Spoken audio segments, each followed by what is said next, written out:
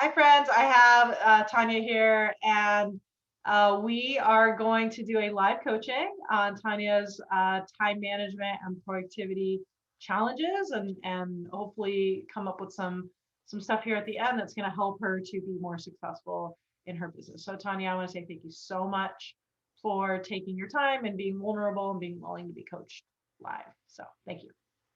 Thank you. I'm excited. Okay, cool. So let's get everyone up to speed. For this coaching session, what are you hoping to gain by the end of our little bit of time here together? What are you hoping? Um, like, sorry, From me? from you. Yeah, Um, what do you hope by the end of this call that you understand, gain, know, feel? oh, okay. Question was that? It's not a question on the sheet I gave you. It's just a question to answer. Don't stress. I'm trying to think. Um, I feel stuck, and I do Okay. not want to be stuck. Okay, get unstuck. Perfect. Okay, so when it comes to time management and productivity, what's hard for you? um, What makes you feel stuck? I tend to work a lot, but only about 10% of what I actually work on is important for my business. So it's very important to make sure that I'm working and focusing on, the very few things that's actually going to provide growth for my business. I love planning and scheduling, but when it comes to my goals, I can easily set them aside and maybe organizing my outlines. I get a little messy in that, and it's not how I Okay. want it to Okay. be more effective. Sorry. Okay, perfect. So I have like a bunch of follow-up questions that are not on the questions that you have. So you're just gonna have to look Oh, at me and answer them like no. they came. Okay.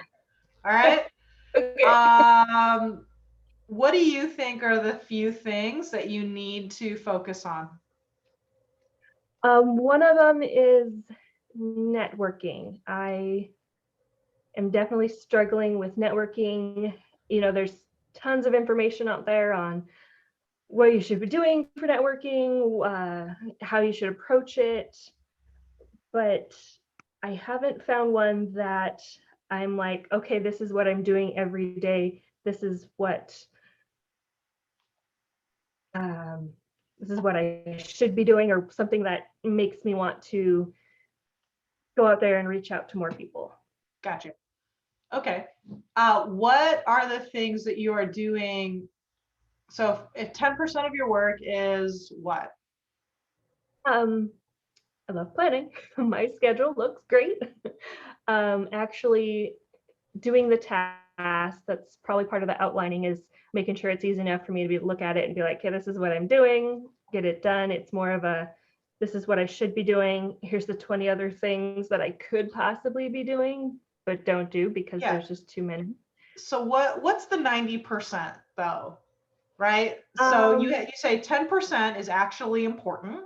yes, I So do like social media posts, like actually getting all the information together to post it and then post it.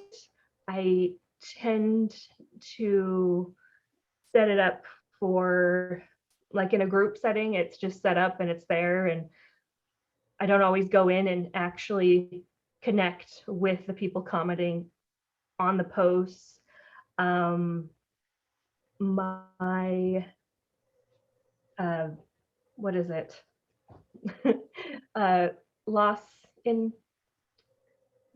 something, loss, like finance, bookkeeping. mhm. That's good. I got that. What else? Learning. Love learning. I learn a lot.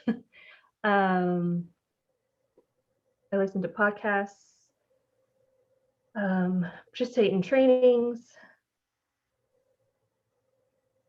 uh, planning events. I have a lot of events I've planned.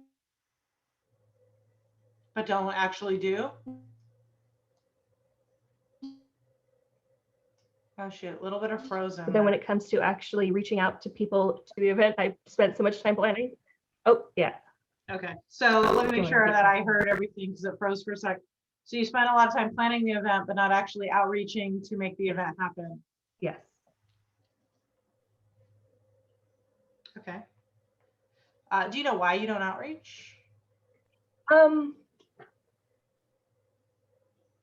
it's probably a me getting in the way.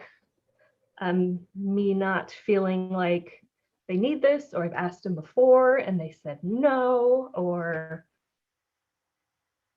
not feeling connected enough with them to feel like it's a good time to actually ask them if they'd be interested. Sure. Okay. So you said you have tried the power hour, you tried alarms, you tried to-do lists, you tried scheduling posts. What are your goals for your business? My goals for my business is to find something that keeps me consistent, something that I'm able to incorporate into everyday life. It doesn't feel like I'm pulling teeth to get results, or what else? Anyways, I'm looking for a few things that I can do every day that I know I can do that um, you know, shows results, that I can be like, oh yeah, I did this, and then here's the results. Kind of like the planting seeds Mm-hmm. for like a harvest. I want to make sure I'm planting the seeds every day, so later on I can see the harvest type Sure. situation. But I haven't found the things that get me those results for the planting seeds. Like, Sure. does that make sense? Yeah, so I think I found your problem. Uh, what kind of fruits or vegetables do you want to harvest? That's rhetorical. Because if you don't know what the results you want are, you cannot determine what seeds are the correct seeds. Okay. So I do not like pumpkin. Please, not everyone, don't freak out. So if I just plant seeds and I end up with pumpkins, that's not great. I need to know. It's not about, okay, what seeds can I plant that will eventually lead to something? Because if I could plant pumpkin seeds, I'm sure. But then I end up with pumpkins, and I don't like pumpkins. So I think, well, let's start with really fine tuning your results. In entrepreneurship, I feel like chasing feelings of flow is counterproductive, right? The idea of I just want something where I feel competent. Well, I recommend corporate America for that, because what corporate America will do is they'll say, Tonya, I'm going to train you to do this job, and you're going to sit in this spot, and you're going to be competent until you die. Yeah. And then you're competent, but you're dead inside because you're not challenged. Entrepreneurship is the opposite. You're alive, but never competent. So if you're chasing competency and chasing flow, it's not what entrepreneurship is designed to do. It's sort of like expecting my husband to be the person who will sit with me and say, tell me more about how you feel. Like, is that fair? There's no way he's capable of that. I love my husband. He's a good husband, but he can't do that. Right. And it's not fair for me to ask him to do that. So the business is designed to generate profit while we help people along the way. Right. So if we have to make money, we might as well do it in a way in which we are helping people, solving problems, etc. Our comfort isn't the first consideration. What do you think about that concept?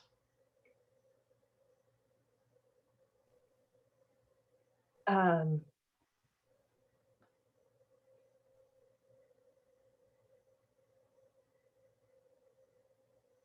For me, kind of hard. I Sure. I feel weird responding, like actually telling you, how I would feel about it. But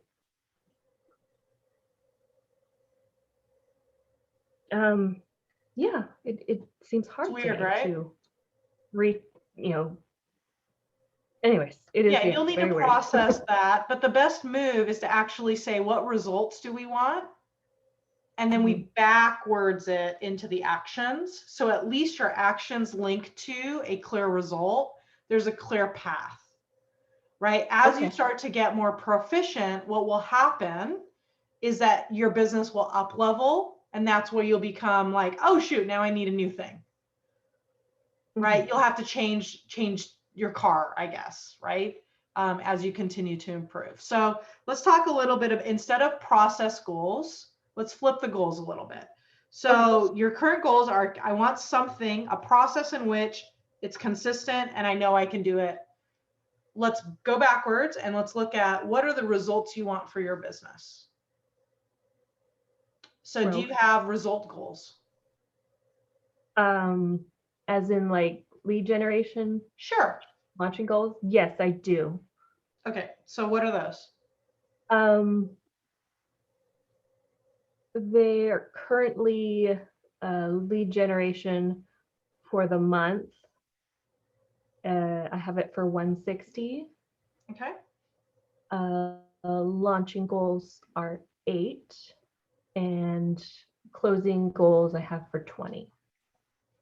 Okay. And in the past 30 days, what were the goals that you set, or what were your results in those 3 areas? Um, well, I've been stuck, so right now 0. 0 on all? Um, yeah, yeah, pretty stuck. Okay. So, I mean, I think I know the answer, but is that affecting your confidence? Yes. Okay. So here's what we need to do. We need to change the results and we need to actually create like a stepping stone to where you want to be to build some confidence for you. So I would like to give you a couple different scenarios for goals, and I want you to just check what feels a little bit lighter for you. Like, right? Are those, and those are monthly goals? Is that what you put down? Monthly. Yes. Monthly. Okay. So I'm going to pose you some different goals, which hopefully will relieve some pressure, which will then flip 80% of your activities toward these because they fall within the zone of acceptance. So what I want to go over is the zone of acceptance. It's sort of like a football field. And let's say you believe here, right? And but maybe the goal line is here.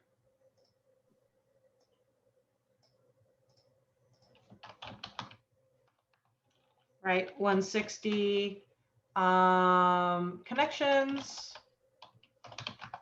20 customers, oops.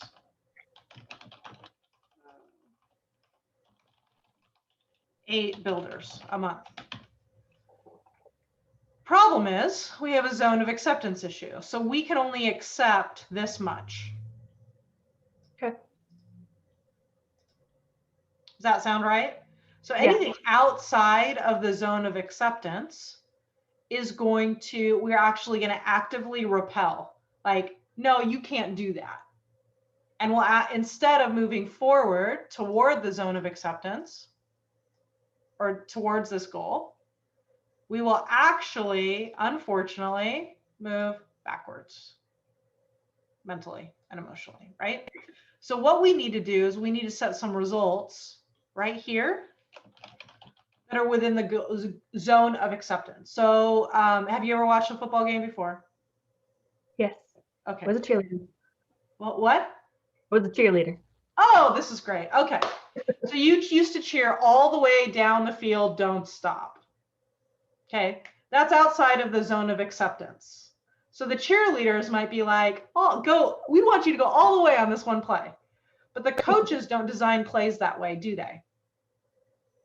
The coaches are like, this play is designed to get 5 yards. This play is, we are just going to go first down to first down, 10 yards, 10 yards, 10 yards. I have 3 tries for 10 yards. Right? That's how you win football games. Now, once you get down here, well, then it makes more sense to go for the end zone. But it's pretty foolish, right, to try to go all the way from here, all the way on every play, right? That's why football coaches will say 3 plays, 10 yards. And if I continue to get 3 plays in 10 yards, I will move down the field and I will score. And so what we want to do, that's right. This is a touchdown over here. And this is a first down. What I would pose to you, Tonya, is what if you had a year of first downs?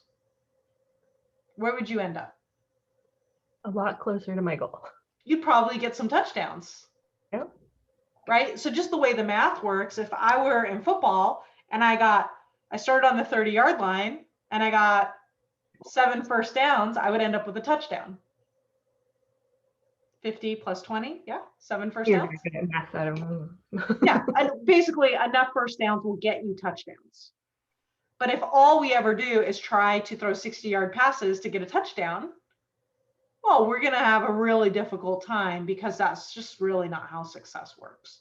So I want to encourage you to get some first downs. Okay. So I have 2 different sets of goals for people because I think consistency is really important. And I'll call this the part-time goals. And then I'll show you a full-time version and you can just choose which makes the most sense to you. I would say it'd be 30 new connections. And then I would go to 8 to 10 appointments, right? Whether they're new customer appointments or recruiting appointments, either.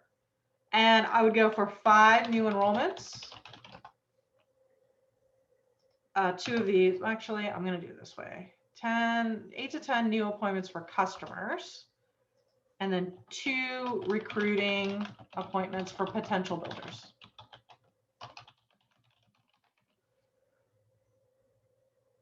If you stacked 12 of those, what would your business look like in a year?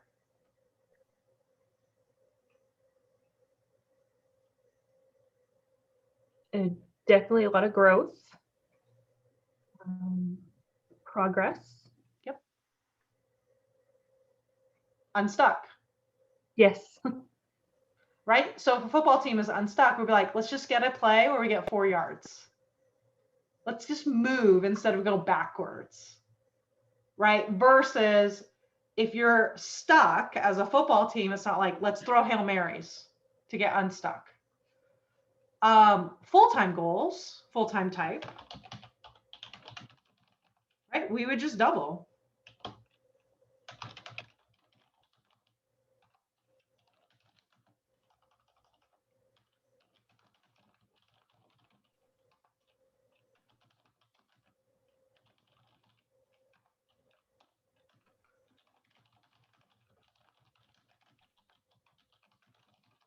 Right? This, when you stack it over 12 months, is like 50 to 100 grand, depending on comp plans and depending on how things shake out. We can't control exactly what that range is, but we can control these pieces. So tell me what's going through your mind, or tell me how you feel when you see these goals that are a little bit different than what you have for yourself. Well, full-time looks great. It's where I want to be, but I think since I do feel stuck, maybe part-time, slightly a little less stress on me making sure I need to get done what I get done, seems a little more reasonable. Yeah, I would start here. And where the worst, right? Because if you're in a confidence situation, we've got to take it one day at a time. Right? So then we break it down to something even smaller. Like, did I say, hi, I'm Tonya, nice to meet you, to 1 to 2 people per day. Did I schedule one appointment, whether it's for a new or for a recruiting? Right? Aren't those the only two things that need to happen in a day? Yeah. So now we just need to figure out, okay, where are we meeting the people and what feels good for you? But this is more reasonable because if you're new in the network, newish in the networking space, and you're trying to go for 5 per day, it's going to be really difficult to find one strategy that gets you 5 per day. It's going to be a lot easier to layer one strategy and then put it, once you master that, put another one on and then put another one on, right? To start to generate 5 new contacts a day. But just the fact that your goal is 5 to 6 contacts a day would require all of your time to be in learning and not your time to be in executing. Like you're kind of stuck. That's where you get stuck. But if you were to look at 1 to 2 people per day being the goal and 1 appointment per day, how does that impact your time management and productivity? What do you think?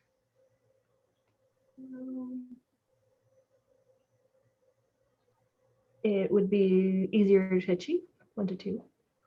Do you need to do all the podcasts and all the learning and all the training to achieve 1 to 2? No. So do you see how that shifts the percentages? Just by shifting the goals, building some confidence, and really going from there. So then we look at, okay, well, what are the different ways you can meet people? What are you using right now? I tried groups. I didn't end up doing it very long.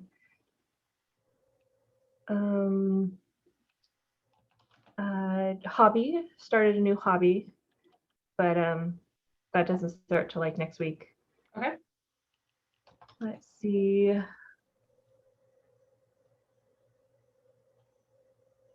Currently, I'm not really doing anything like daily. Intentional. Yes. Okay. So what we need to do then, I think, is we need to choose some intentional things that you can do that are going to, right, be a little bit more consistent and predictable. Yes. Understanding that if the goal is 30, you're going to start building some confidence. You're going to feel better. It's going to be easier, right? Like if the confidence is low, it makes it really hard to move into this space. Mm-hmm. So if, there's a couple different ways we can meet people, right? We also have vendor events. We also have networking events. We have, let me see if I can move this. Do I have any space where there's more room? Not really.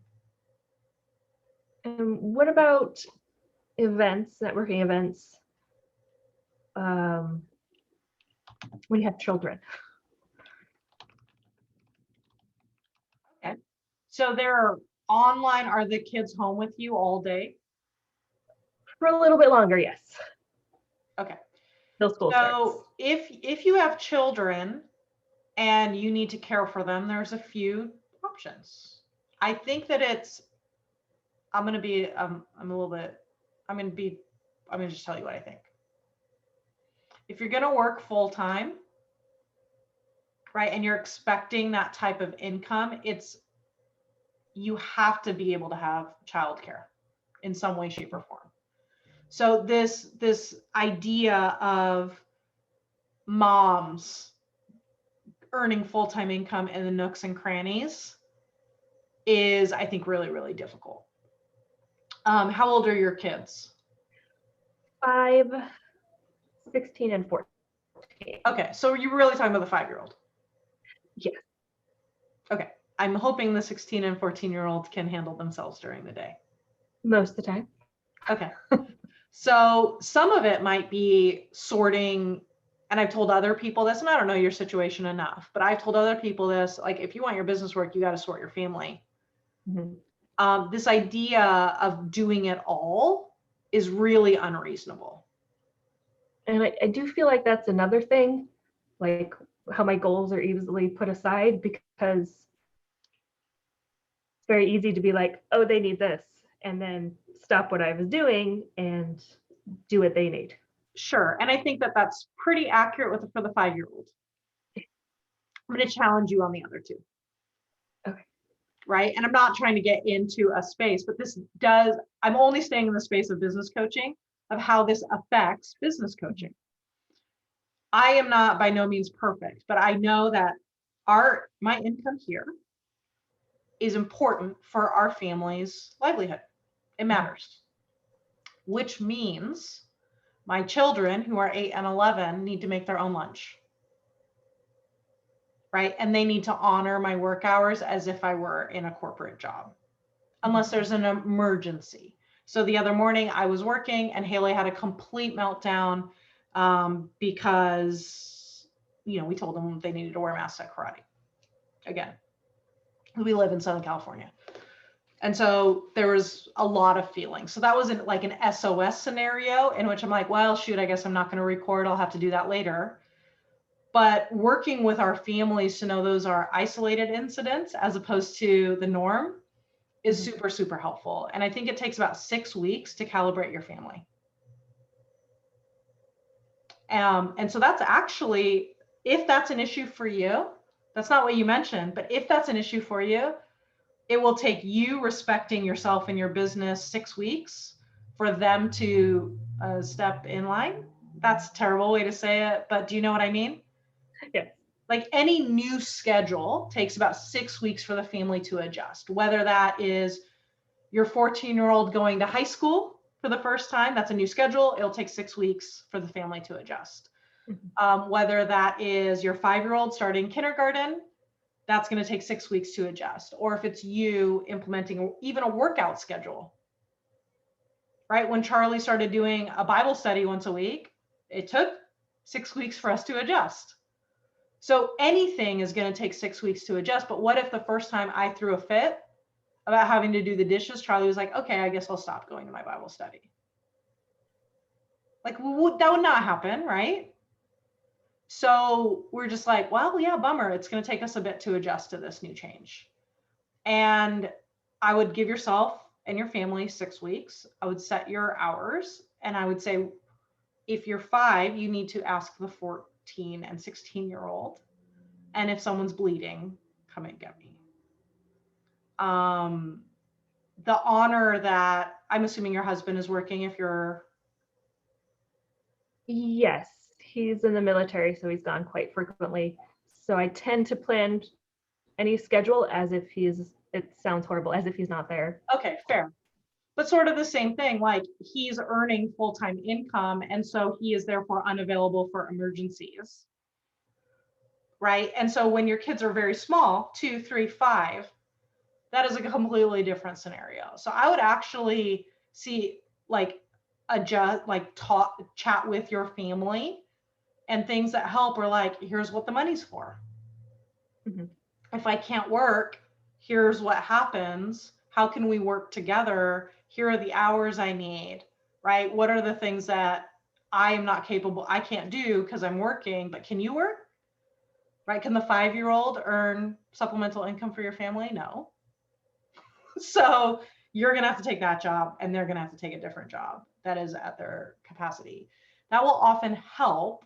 And I am sorry for all the mom guilt that comes with that. That will help a little bit. But if we come back to goals where you can just say, okay, first thing in the morning, I'm going to meet my 2 people, and I'm going to schedule my 1 appointment, and everything else is bonus, it actually frees you up with your family. Right? So once you've met the 2 people and once you've scheduled the 1 appointment, you have more freedom for interruptions or whatever, but not until those 2 tasks are complete. Does that follow? Yes. And that might help a little bit. But the family thing, I mean, it's hard. Also, it's possible. Right? It comes to which comes during which hours, which comes first. So during the work hours, the work comes first and the kids kind of need to handle it unless there's an emergency. But in the off hours, the kids come first and the work needs to wait. Right. So if I get a text message from a client at 7 o'clock at night, if I'm with my family, they're just going to need to wait till the next day. But if I'm with a client and my kid sends me a Zoom message, they're just going to need to wait till I'm done with the client. I don't know. Does that help at all? Yeah, no, it does. That's something I haven't considered in my current schedule I've been doing. It's either I should be working this time or I should be, focusing on my family this time. I hadn't found a way to, put priority to this time is, work and the kids can wait, or this time is family comes first, but if I'm working, it's all right. I don't have to feel like all the focus on the kids. Yeah, like bonus time. Yeah. Bonus time. So even a simple 8 to 12, because you do have the 5-year-old. So if you were to hire a nanny and they were doing their other business, would you feel good about that? Yeah. Well, if you hired a nanny, you paid $2,000 a month to take care of your 5-year-old, and the whole time they were working a different business. Oh, them working a different business. Oh, I thought you meant me. No. Yeah, not ideally, no. Right. So that's why, like, I think raising small children is a full-time job. So how can you do two full-time jobs at the exact same moment? Right. What you would have to do is something conceptually like I work 8 to 12, 16 or 14-year-old, you're in charge. But 12, we'll have lunch together, we'll go do something. And if I get extra stuff done afterwards, that's a bonus. That to me makes a structure similar to that makes way more sense than trying to do all the things all the time, because that's just going to fry your brain. That's going to be really hard. I just don't think it's possible or realistic, or I think like those are unreasonable expectations. So if you're home then and you're right, like there's a couple of options. Mm-hmm. We have birthed babysitters. They're 16 and 14. That's one option. Oh, yes. Right, we made them. Great. So we have that as an option. We have possibly child swaps as an option, right? Where I'll take your kids once a week and you take my kid once a week, and then now you're free for leaving the house. There are options if you really want to, but you don't have to, but you have to do something. So what's really difficult is we can't have a scenario in which I can't leave my house, but also I don't want to social media, right? You can't have both because then you have no networking opportunities. What I would recommend is right now, because of COVID, there are so many online networking groups. I would take the rest of your workday today and research and find as many online networking groups that you could potentially join as possible. I have a client who, she actually lives in Canada, and she started meeting 150 new people per month just through online networking groups. And she's like super introverted, relatively shy. I would never have imagined her to be the person that would generate 100 to 150 new contacts a month. But she just went to the things and she just connected with people. And it's working really, really well for her. But what's nice is that's predictable, right? So you do research once a month, choose the networking groups that you want to be a part of and attend, and then their meetings are at certain times. So you put that in your schedule, let your entire family know, this is when I'm in a networking group, in the same way that I've never seen you interrupted during a call that we've had. So what's your secret? My 5-year-old is very smart and actually fairly self-sufficient for a 5-year-old. So it kind of like, it throws me for a loop because she's like, oh yeah, I'm just going to go do this. And then, yeah. They know when your appointments are, right? Yeah. It's simple. This is when my appointments are. I need you to handle yourself. And then this is when I'm going to be done, and honor those commitments. Kids really respond well to that. So, and it seems like you've already mastered that. It's just expanding it a little bit more, right? It's treating a social media group strategy as an appointment as opposed to an optional situation. Okay. right? And so I really think your daily schedule could be 1 hour for social media, connecting with people that you're interested in, 1 hour of actually inviting to schedule. As soon as you schedule one appointment, you can be done. It's results based, right? Let me share this. I'm gonna erase this. I can give you it later, right? So if we look at what am I supposed to be doing daily, maybe it's a group strategy. So let's look at networking.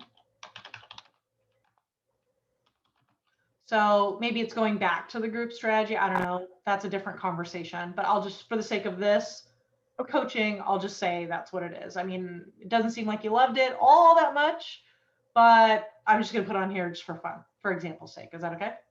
Yes. Okay. So let's say you do 1 hour per day of social media, meeting new people with similar interests. But we're just collecting connections. We're not putting too much pressure on it because we don't need to, right? Do I have an online networking event this week or not? Find one,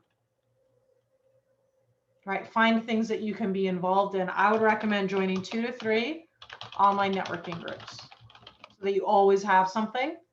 And if you have additional time, I might even go to 4. Right? This would easily get you to 30 new contacts a month, possibly even more. Right? Then you have schedule. Go ahead. Any tips on like tracking? Because sometimes the groups take a while to get back to let you in, to approve you. I mean, write them in your planner. Okay. Not anything sophisticated. The best tracking systems ones you'll actually use. So if it were me, I would have a page in my planner and write down all the names and write down when did I contact them and once a week go loop back. Right? So if you have this blocked off as an hour once a week, then you have a built-in follow-up. Okay. You don't have to follow up every day. You don't have to be like paranoid about it. Right? You can just say, I'm going to reach out to these people, and then next week I'm going to spend 1 hour and I'm going to go through my entire list and see where I stand. And then next week, right? And if you do that 12 weeks in a row, you won't have an issue.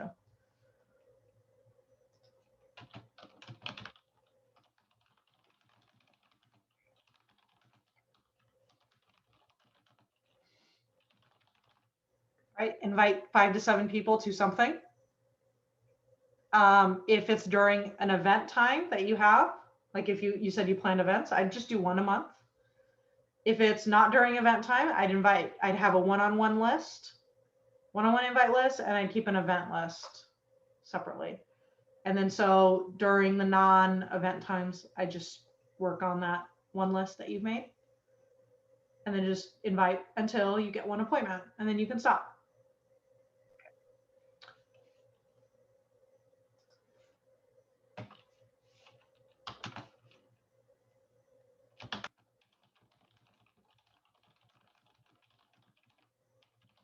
Right? All of this comes first.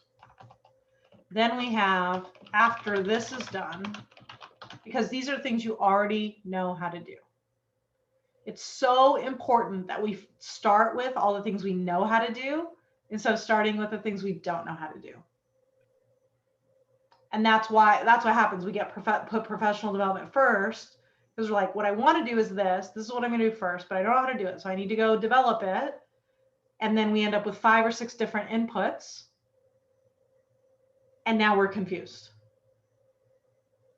Only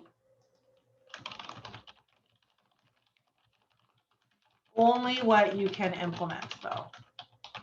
My coach, when I first started working with her, I don't have the same restrictions. We've been together for 5 years, but she's for her new clients in their first 6 months, she had a 1 coach requirement. Because what she had found in her coaching practice, and I found this to be true as well, is I was paying her to give direction, right? But then if her clients were like listening to this person and this person and this person, all of them were right, but then it would create confusion. Mm-hmm.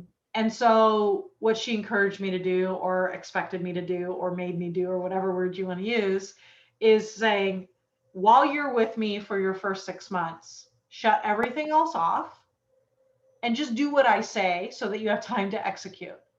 After that, we can look at other areas. So now I'm much more mature, right? I don't get overwhelmed by that stuff.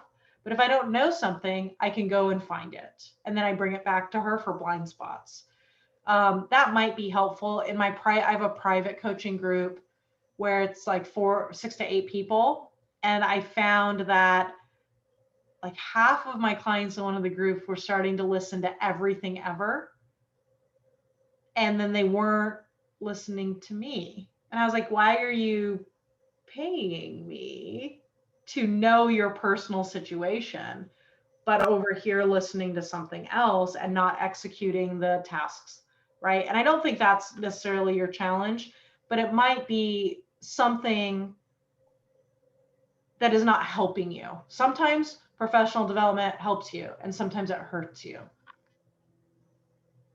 Right? So my coach has on me, because I do love learning, I have restrictions on my learning, boundaries, because I will run myself into a frenzy.